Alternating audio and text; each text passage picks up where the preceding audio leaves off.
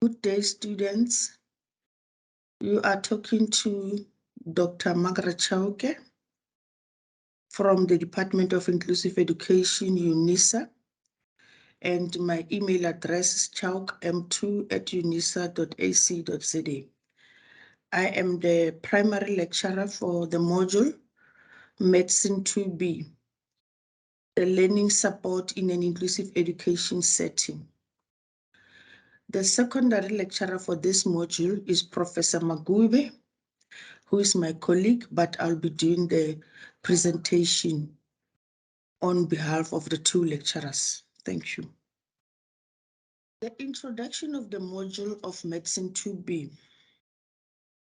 We love to welcome you to the course Master's Program in Inclusive Education, Learning Support in an Inclusive Education Setting. We meaning lecturers, trust that you will find this module interesting and you'll gain much insight to the possibilities and challenges of implementing inclusive educational practices in South African schools.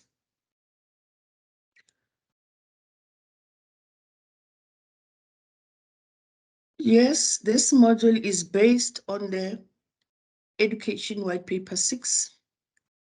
The National Department of Education adopted a policy on inclusive education through the publication of Education White Paper 6 Special Needs Education, which it is the premise of this inclusive education in South Africa. In other words, inclusive education in South Africa, it is based on this policy document. However, globally, it comes from various policies such as Salamanca Statement, 1994, it's a UNESCO document, the Dhaka World Education for All, and many other more inclusive education policies.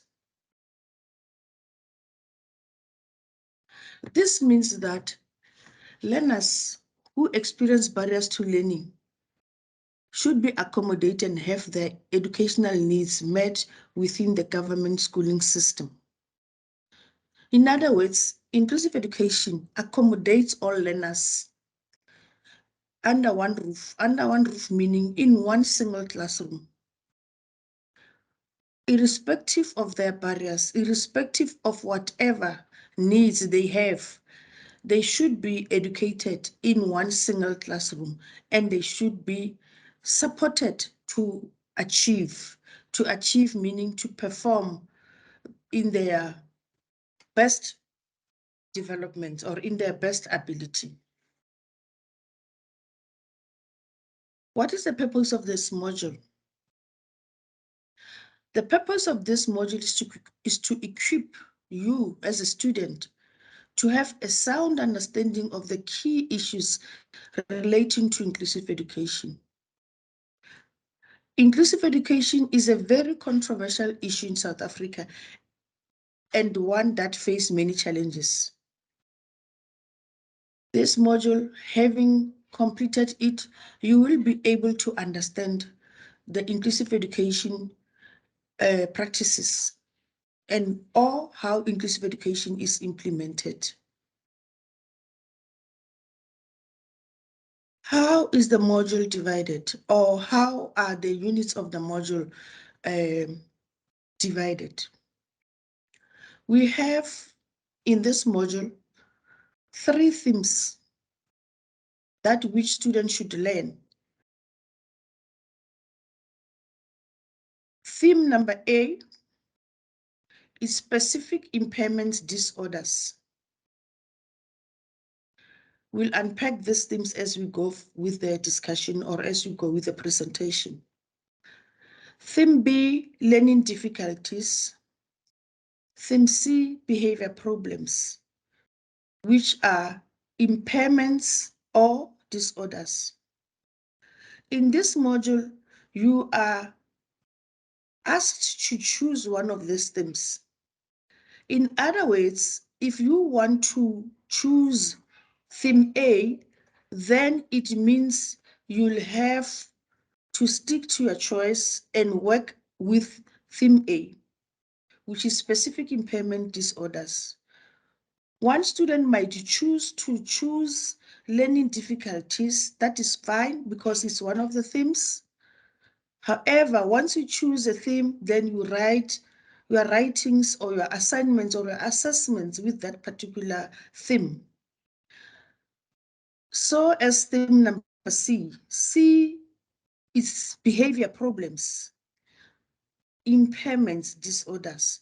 So dear students, kindly note that you have to choose one of the three in order to do your assessment for this module. Now I'm going right away to the themes. Theme A is all about facilitating learning in learners with specific impairments or specific disorders. If you choose theme A, like I've alluded before, you will choose only one impairment or one disorder to write about.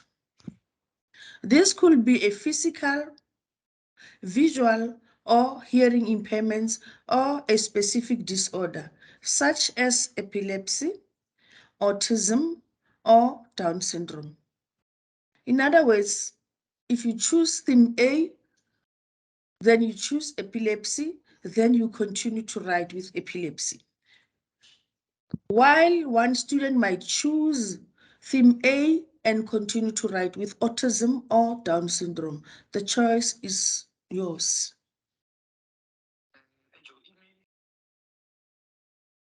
Theme B, facilitating learning in learners who have learning disabilities.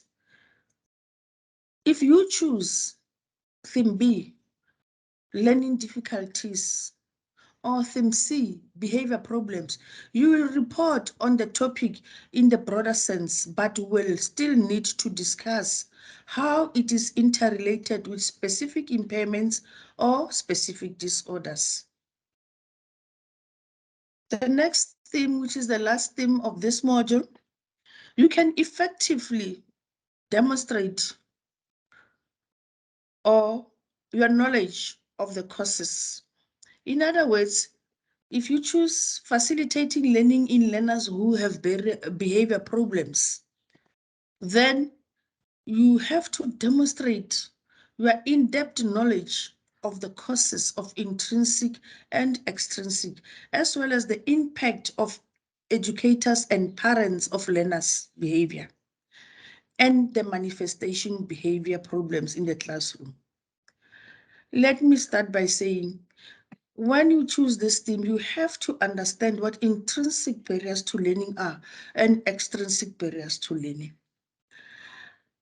For the sake of time, I will not unpack intrinsic and extrinsic barriers to learning, but however, we all know that intrinsic barriers to learning are those barriers to learning that are within the learner, or they are barriers that challenge the learner inside the learner. Extrinsic barriers to learning, they are those barriers to learning that are environmental barriers to learning, societal barriers to learning, the family barriers to learning. Dear student, you'll find a lot of these examples of intrinsic and extrinsic barriers to learning in your readings. Again, you need to look at the impact of educators and parents on learners' behavior, how the educators assist or how the parents support the learners, or how these extrinsic barriers to learning can emanate from the parents' side or from the educator's side or from the system itself in terms of education or even classroom environment. A lot will find in the study materials. You still have to look at the manifestations of behavior problems in this classroom, how this behavior problem manifests in the classroom. That is all about theme A, theme B, and theme C. Which one has to choose? As a student, you know your strength, you know where are your interests, in terms of the themes. Then you'll choose one of the themes and you are writing based on those themes. What are the study materials? Student, in this module, there is not prescribed textbook, or there are no prescribed textbooks. However, there are recommended books and there are e-reserved books that have been shelved for you in the library to consult and use. In terms of the study material, you'll find more information about these study materials in the tutorial letters. You have tutorial letter 101, which will guide you on which recommended books to read, as well as how to navigate the library when you are going to search for your e-reserved books.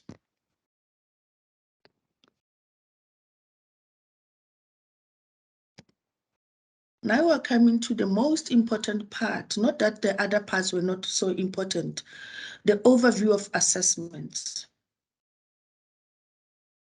There are 3 compulsory assignments for this module. MEDSN2B module have 3 compulsory assignments and followed by an examination portfolio assignment, which is assignment number 4.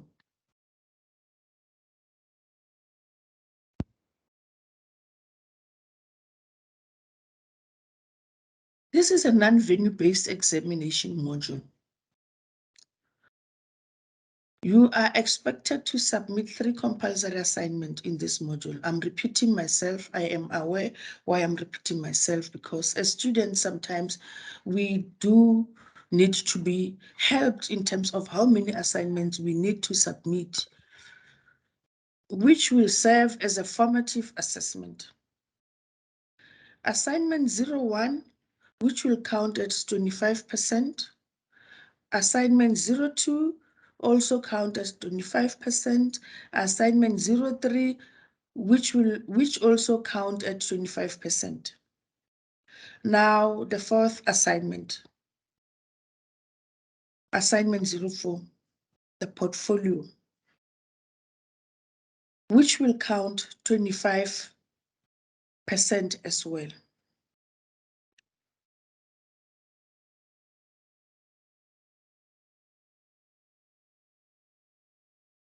I am aware that you are having this table of assignment number 1 and the unique numbers and the due dates.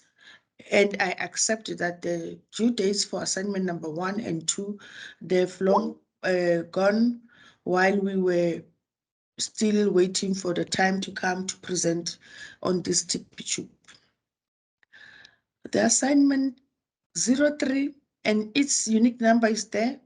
Kindly take note that it is submitted on the 25th of August.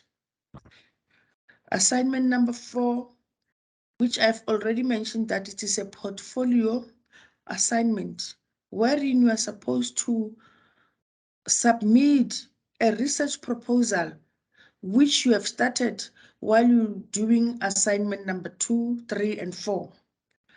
And you now submit the portfolio, which it is your research proposal, on the 29th November 2022.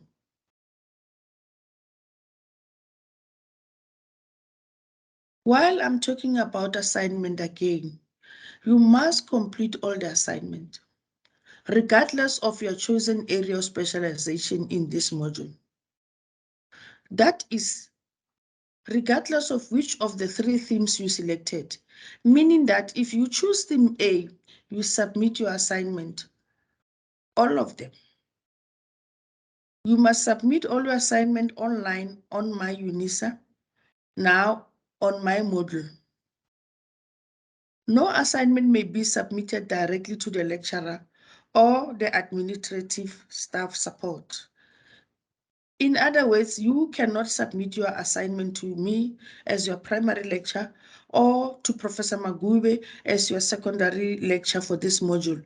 You need to submit your assignment on the system, on my UNISA, on Moodle.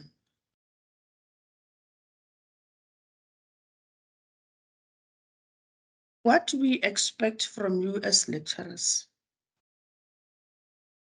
We expect you to be polite in your communication.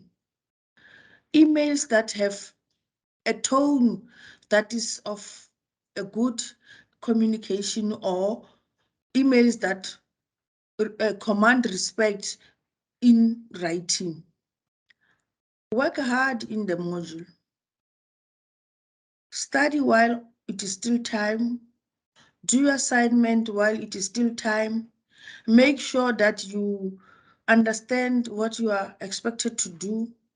If you are not sure of what you are expected to do, contact the lecturer where you need assistance. And you should also submit your assessment task on time. As I've mentioned on the slide that talks about dates and unique numbers and the submission dates.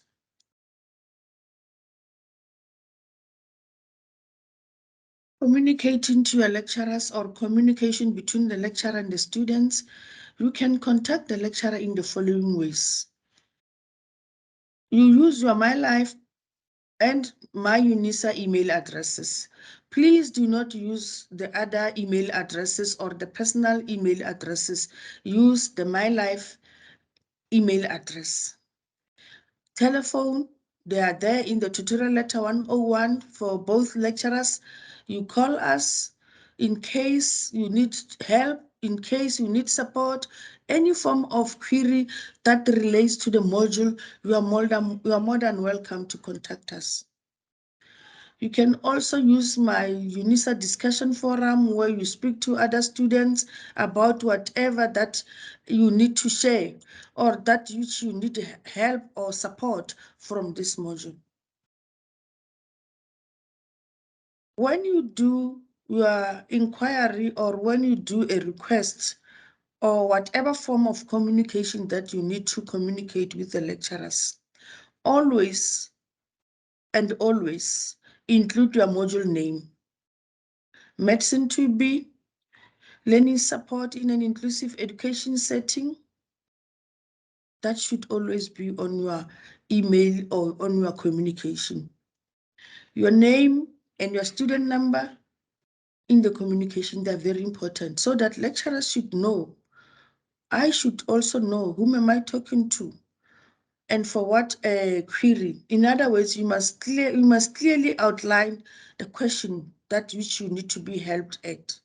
Then lecturers will be able to support and assist you. I've made mention that we are 2 lecturers in this module. That is myself, Dr. M Chauke.